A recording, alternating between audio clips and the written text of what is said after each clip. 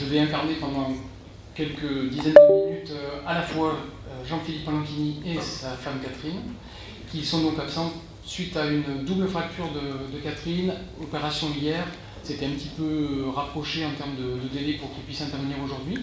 Donc je vais lire leur présentation, leur retour sur l'histoire du Club Pythagore, de sa fondation aujourd'hui. Club Pythagore de Provins. Alors, il voulait se charger des remerciements, donc je vais procéder aux remerciements via le texte de Jean-Philippe et Catherine. Alors, puisque c'est à nous, Jean-Philippe, Catherine, qu'échoua le redoutable honneur de débuter ce colloque, le jeu de rôle à 50 ans et maintenant que faites-vous, nous souhaitons commencer par adresser nos remerciements à la présidence de l'Université Centrale Paris-Nord, la commission recherche qui a soutenu financièrement cet événement, les membres du comité d'organisation, Vincent Berry, Annie Siang, Alban Cadra, Daniel André et Olivier Merli.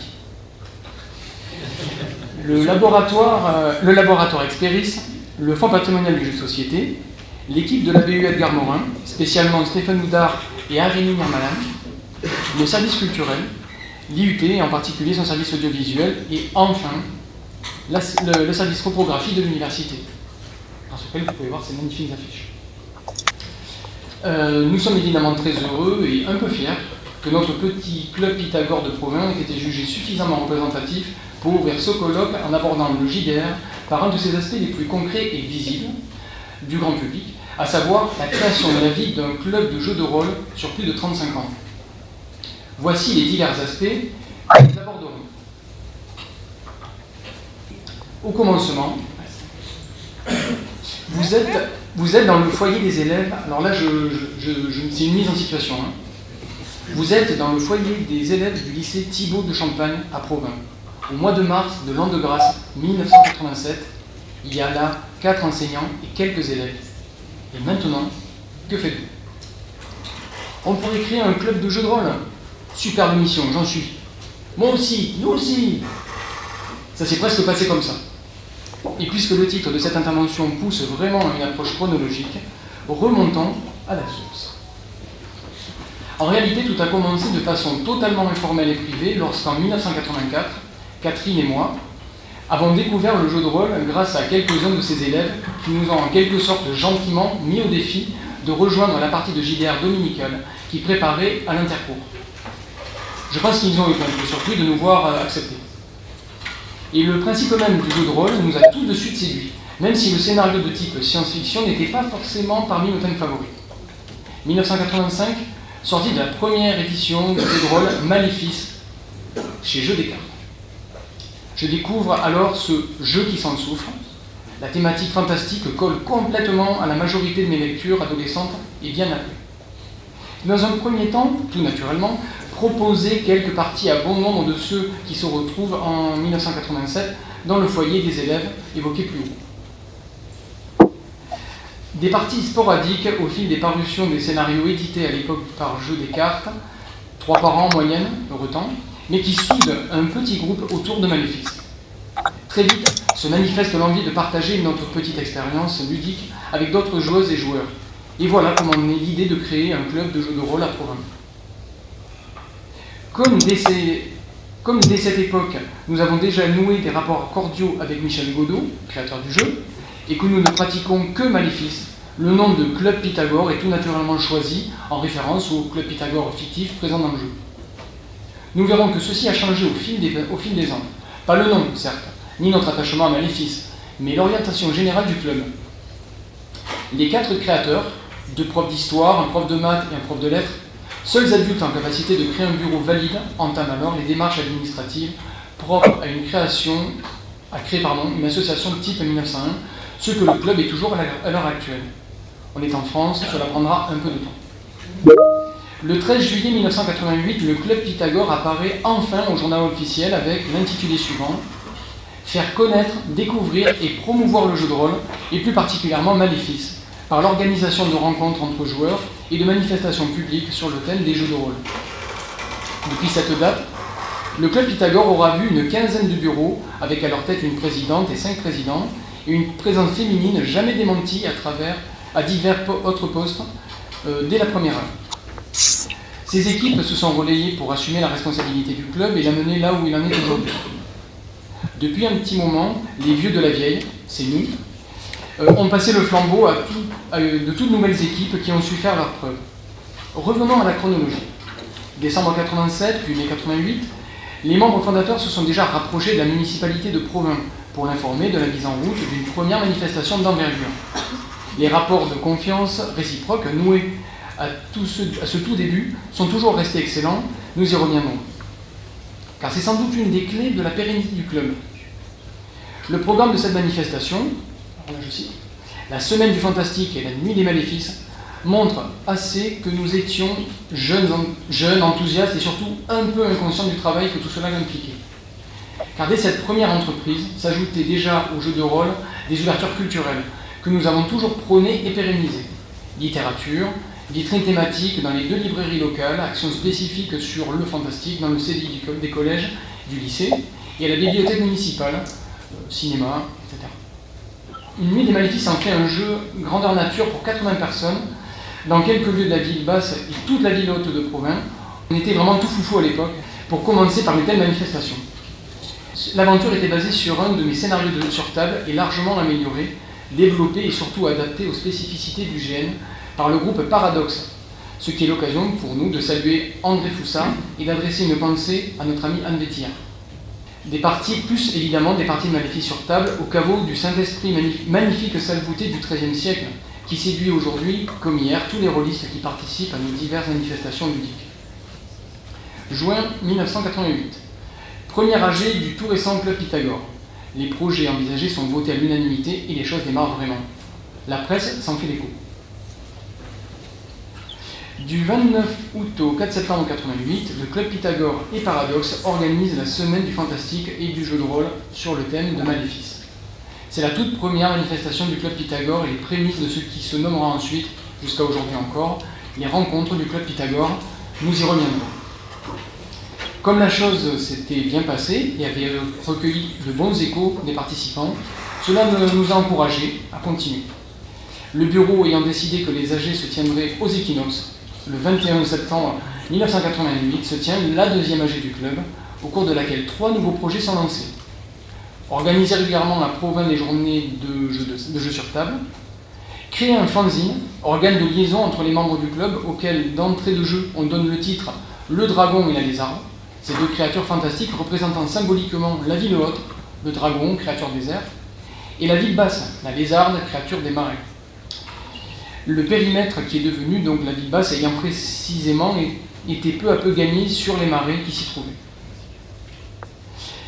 Voici la lune de la toute première lézarde du 30 juin 1988, dont vous pouvez admirer la saisie à la machine à écrire et la qualité de la mise en page. Aucun des membres du bureau n'ayant alors de compétences en matière de PAO ou de maquette. Cela s'est un peu amélioré ensuite quand quelques-uns d'entre nous se sont mis à la PAO. La lézarde aura paru sporadiquement durant 16 ans, jusqu'à son numéro 84, le 31 octobre 2004. 3 des 4 fondateurs du club lancent aussi le projet un peu fou d'une action éducative au sein du lycée avec la création, pour le bicentenaire de la Révolution, d'un scénario conçu comme une leçon d'histoire particulière, non pas une reconstitution, mais bien un scénario sur le thème d'une journée électorale de 1792. Ce GN se déroulera dans certains locaux du lycée et dans une partie de la ville haute de Provins. Il concernera un effectif de 60 élèves de seconde, filles et garçons, totalement ignorants de ce qu'est le JDR, à quelques PNJ près, qui étaient les jeunes membres du club en seconde à cette époque. Il en sera reparlé. Début 1989, c'est aussi la sortie de Hurlement, que me fait découvrir Fred Ménage, et qui deviendra assez vite le second jeu fétiche du Club Pythagore de Provins. Michel Godot, créateur de Maléfice, et Jean-Luc Bizien, créateur d'Hurlement, sont d'ailleurs nommés alors membres d'honneur du Club Pythagore. Jean-Luc Bizien l'est toujours. Comme avec Michel Godot, des liens se tissent d'emblée avec Jean-Luc Bizien, ce qui sera source d'animation provinoise autour du jeu de l'initié. Journée Hurlement, rencontre dédicace avec Didule et Benoît Dufour, illustrateur historique et quasi exclusif du jeu et de ses suppléments, Hurle-Lune, et qui signait Ben. 9 mai 1988, le GN Révolution est joué lors d'une pleine journée dans le lycée et certains lieux particuliers de Provins. Chapelle, caveau, lieu spécifique des remparts. Ce sera un vrai succès auprès des élèves et ça terminera par un banquet républicain en présence du proviseur et des journalistes locaux. Septembre 89, retour de Michel Godot et Guillaume Romer accueillis ici avec les honneurs à la gare de Provins. Pour une seconde nuit des maléfices. Elle n'a pas fait changer la... Au caveau de Saint-Esprit. Buffet costumé, un GN en huis clos avec la participation de Michel Godot en guest star, incognito, ce qui l'amusait beaucoup. La manifestation se clôt sur une animation qui a marqué les esprits, au point qu'on nous en parle encore. Le numéro de l'illusionniste Christian Schellmann, un spécialiste mondial de ce qu'on en appelle la bizarre magique, c'est-à-dire une magie qui prend pour sujet la plupart des thématiques fantastiques, tout à fait dans l'esprit maléficieux. Juin 1991, premier GN Hurlement dans le donjon de Provins, conjointement avec la Guilde des Veneurs. En présence de Valérie et Jean-Luc Bizien et deux personnes qui nous sont chères à Provins, Anne Vétillard et Fred Ménage, que beaucoup ici connaissent sans doute. Avril 1992, premier voyage touristico-ludique du club sur le chantier de Guédelon, nous irons 3 fois.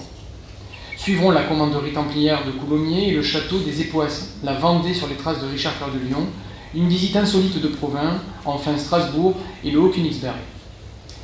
Si nous avons été un peu longs sur ces premières années, c'est parce qu'elles portent déjà en germe tout ce qui fait que le Club Pythagore a dans le milieu rôliste une réputation de variété, de sérieux et de convivialité, qui lui vaut certainement de ce jour d'être l'invité de ce colloque, ce dont nous remercions à nouveau chaudement les organisateurs. Et en effet, lors de ces 3 ou 4 ans, les choses sont lancées, dont la plupart ne vont jamais cesser jusqu'à aujourd'hui, exception faite des années Covid, dans des formules qui ont pu évoluer pour s'adapter au fil des temps, mais qui restent fidèles aux manifestations d'origine. Le fonctionnement et la vie du club au fil du temps. Alors, 2 paradoxes et des enjeux à foison. Commençons par ce qui est un premier paradoxe. À l'origine, le club Pythagore était un club essentiellement composé de membres adolescents, jeunes adultes provinois, puisqu'il recrutait majoritairement parmi les élèves des collèges et du lycée. Il comptait alors une 60aine de membres, avec une présence non négligeable de joueuses, fait qui ne s'est jamais démenti, même si nous déplorons qu'elle reste encore très minoritaire dans nos manifestations. Le temps passant, ces membres de la première heure ont vieilli, ont quitté Provins pour faire des études, s'en sont parfois sensiblement éloignés après leurs études. Ce qui fait que les membres du club Pythagore d'aujourd'hui sont très majoritairement adultes et viennent souvent d'ailleurs, parfois même de fort loin de Provins, n'est-ce pas San ? Ils sont moins nombreux, une petite quarantaine, mais fidèles, et reviennent régulièrement jouer à Provins lors de nos manifestations. Il y a un second et réel paradoxe. Le club Pythagore existe depuis 37 ans, mais n'a jamais réellement bénéficié d'un local dédié, d'un lieu réservé. Les salles susceptibles d'accueillir nos activités sont fort rares à Provins, et les diverses équipes municipales n'ont jamais pu nous offrir une salle à demeure. En revanche, le club reçoit chaque année une petite subvention municipale, la même depuis 25 ans.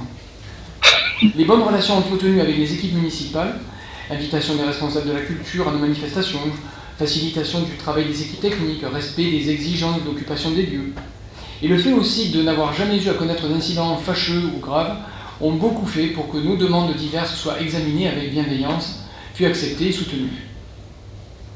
Ensuite, un calendrier stable, ce qui nous a amené à signer une convention avec la ville de Provins, afin de pouvoir, 4 fois l'an, organiser dans les salles municipales des manifestations autour des jeux de rôle.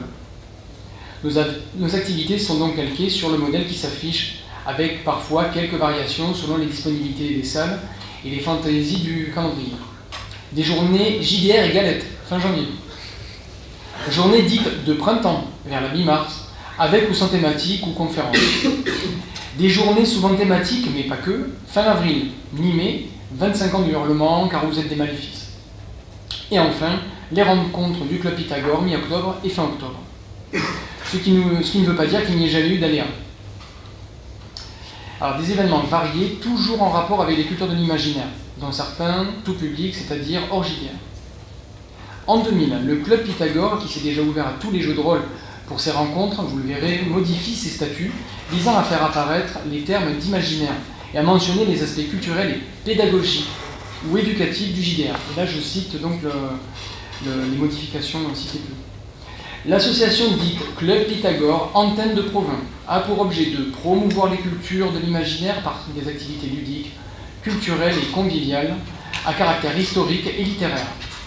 À cette fin, l'association pratique et organise des activités variées, jeux de rôle sur table et en costume, animations de rue lors des fêtes médiévales, soirées, contes, conférences, voyages culturels avec visites de musées et sites historiques, châteaux, abbayes, villes ou villages. 3 petits points. Je ferme la parenthèse. Si nous n'avons jamais négligé ce qu'entre nous appelons les petites journées, plutôt provino-provinoises, sans buffet ni planning strict, il n'en demeure pas moins que c'est par des manifestations plus conséquentes, souvent relayées ou chroniquées en leur temps par les grands anciens, Cassius Belli, Dragon Radieux, puis Graal et Rolmag, que le Club Pythagore s'est fait un nom dans notre milieu. Pour rappel, les soirées contes avec le conteur Patrick Caudal, conte à faire peur pour Halloween, puis la saga celtique des fils d'Illusiu, avec accompagnement musical live.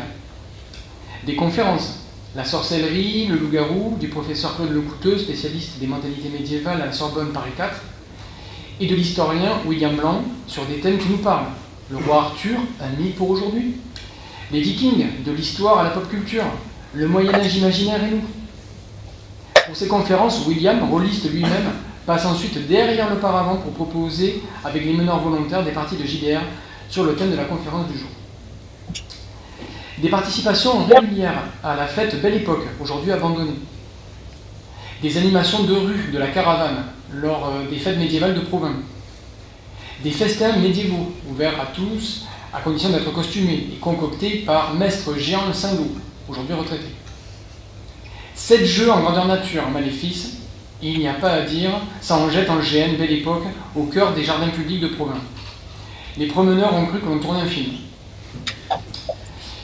8 grandeur nature hurlements au scénario fondé sur l'histoire de Provins, mêlant la caravane, la cour de Champagne et la commanderie templière locale. Un subtil mélange d'événements historiques, de spectacles et d'intrigues de cour. Je n'oublierai jamais l'émotion de Jean-Luc Bizien quand il a découvert que sa caravane de papier était bel et bien devenue la caravane, avec ses jongleurs, chanteuses, chanteurs, pitres, magiciens, danseuses et cracheurs de feu. Croyez-moi, il en faut des émotions pour submerger l'homme en noir. Une fête pour les 25 ans de Hurlement, qui permit à nombre de membres de la caravane de se réunir à nouveau.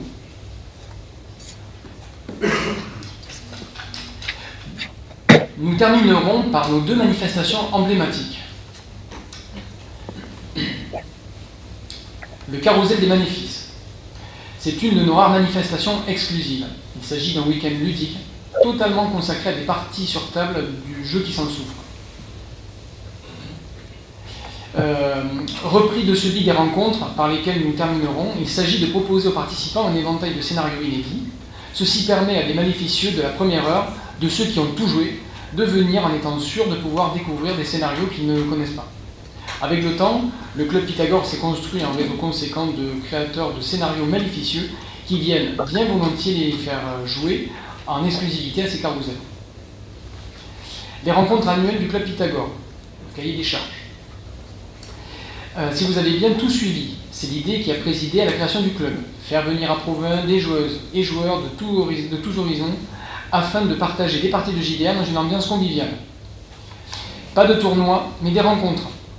Car même si à l'époque il existait des tournois, il a mis des guillemets, de JDR, avec des juges, guillemets encore, qui passaient de table en table pour évaluer, meneurs et joueurs, nous n'avons jamais voulu entrer dans ce créneau. Il faut dire que les membres des tout premiers bureaux étaient profs dans la vraie vie, alors mettre des notes pendant qu'on jouait, c'était clairement non. Là encore, grosse émotion la première fois que nous avons vu arriver des joueuses et joueurs d'un peu partout, simplement venus à Provins pour jouer. Émotion qui s'est répétée chaque fois, certains étant devenus au fil des rencontres des fidèles, puis des amis. Proposer des scénarios inédits, afin que les participants soient sûrs de pouvoir jouer à tel ou tel jeu sur un scénario forcément inconnu. Scénarios menés par leurs auteurs, ceux-ci étant souvent les créateurs des jeux proposés. Créer des liens de confiance avec les auteurs en respectant leur travail et leurs droits d'auteur. Tous ceux qui nous ont proposé des scénarios totalement inédits, en phase de test et ou destinés à une publication future dans une revue ou dans un supplément professionnel, étaient sûrs que nous ne les diffuserions pas à tort et à travers, mais qu'ils restaient leur stricte propriété intellectuelle. bichonner les auteurs meneurs de jeu. Dès l'origine, et à ce jour encore, pour les rencontres comme pour les carousels, nous avons, dans la mesure de nos moyens d'effrayer, les auteurs et ceux qui faisaient jouer leurs petits camarades. Ils étaient et sont hébergés et nourris. De crainte de non oublier, nous avons choisi de ne pas citer de nom, mais sachez que les auteurs sont très nombreux à être venus et revenus à ces rencontres, et y revenir encore quand ils le peuvent. Quand le club est devenu plus généraliste, il s'est ouvert à nombre d'autres jeux. Les affiches qui défilent derrière nous, depuis un moment, montrent que le programme de ces rencontres était aussi copieux qu'éclectique. Le programme laissait aussi une place à des jeux amateurs, dont certains ont ensuite été publiés à titre professionnel, ou en cours d'élaboration par leurs auteurs. Ainsi, les rencontres du Club Pythagore sont-elles devenues aussi une sorte de laboratoire ou de banc d'essai pour nombre de jeux encore en test et qui furent publiés par la suite. Citons, entre autres, Essentia, Miles Christi, Histoire de fou, La méthode du Dr Chestel, Agone, Insectopia, Le masque et l'épée, Cats, Terra Incognita, d'idées. 3 petits points. De même, aux côtés des incontournables maléfices et des grands classiques, le programme, autant que possible, privilégiait les jeux récemment sortis ou revenus dans l'actualité. Nous avons, au fil des programmes, recensé plus de 35 JDR différents proposés lors des 35 rencontres organisées à ce jour. Alors, comment expliquer la réputation et la pérennité du Club Pythagore ? Dès le départ, nous l'avons dit, faire les choses dans les règles, avec des statuts clairs, une structure solide, même si cela peut parfois être contraignant. Paperasse, statuts, AG annuel et comptes rendus à communiquer en mairie et en préfecture, participation au forum des associations, etc. Faire en sorte de ne pas avoir de problème avec des municipalités successives, être fiable et respectueux des engagements pris. Il y a bien sûr, en 37 ans, eu quelques ratés. Du matériel non livré ou des erreurs de clés qui nous empêchaient, en pleine fête médiévale, d'ouvrir le donjon, alors que nous 60 joueurs piaffaient au pied de la tour. Il n'y a rien de vraiment grave qui eût pu entraver ou interrompre les activités du club. Savoir s'adapter au fil du temps, accepter de suivre l'actualité rôliste, les sorties, les empêchements d'un auteur, et savoir s'y plier, s'adapter aussi aux envies des participants. Avoir su garder tout au long de l'existence du club cet accueil chaleureux et cette convivialité qui apparaissait déjà dans l'annonce de nos toutes premières rencontres et qui fait que nombre de participants pourtant géographiquement éloignés de Provins y sont régulièrement revenus, y reviennent encore, et qu'ils s'y impliquent spontanément pour donner un coup de main aux organisateurs des divers événements, que ce soit pour préparer la salle, dresser, desservir les buffets ou nettoyer la fin de manifestations. Avoir de même tout au long de l'existence du club été transparent et pédagogue pour prof d'un jour. Prof un jour, 3 petits points. Quant à nos activités, savoir accueillir les curieux, leur fournir quelques explications. Quand nous avions des joueurs mineurs, accepter d'aller mener chez eux, ce qui permettait aux parents d'assister à une séquence de jeu, de mieux comprendre et d'être rassurés. J'emploie ce mot en pensant à la période où le JDR s'est vu attaquer de tous les côtés, aussi bien à la télévision que dans les journaux en mal de sensationnalisme, ou encore par quelques psychiatres qui y voyaient peut-être un créneau porteur pour leur cabinet. Bref. Même au plus fort de ces attaques, aux inquiétudes qu'elles pouvaient susciter, le Club Pythagore a pu continuer ses activités. Il a su s'adapter au virtuel durant la pandémie de Covid, proposant une journée JDR et galette virtuelle en 2020. Je sais pas quel coup c'est. C'est pas marqué, ça, c'est une question que... Le plus gros problème que notre club ait rencontré au fil de toutes ces bientôt 4 décennies est sans doute celui de trouver des personnes qui osent se lancer et se présenter en tant que membres du bureau du club. Plus d'une fois, nous avons cru que nous allions devoir clore le Club Pythagore à la fin d'une AG. Mais chaque fois, parfois au tout dernier moment, des mains se sont levées pour assurer la continuation du Club Pythagore. Qu'il soit ici en conclusion toutes et tous remerciés. Que soient remerciés aussi au passage toutes celles et ceux qui, un jour ou l'autre, sont venus à une manifestation du Club Pythagore. Quant aux autres, nous vous y attendons. Le croirez-vous ? J'ai parlé tout à l'heure de notre fanzine Le Dragon et la Lézarde. Il se fermait toujours sur une nouvelle écrite par un ou une de nos membres. Voici le titre de l'ultime nouvelle du numéro 84, le tout dernier numéro du Dragon et la Lézarde. Un pur hasard ? Nous ne le pensons pas. Nous devions d'être parmi vous aujourd'hui. Merci de votre attention.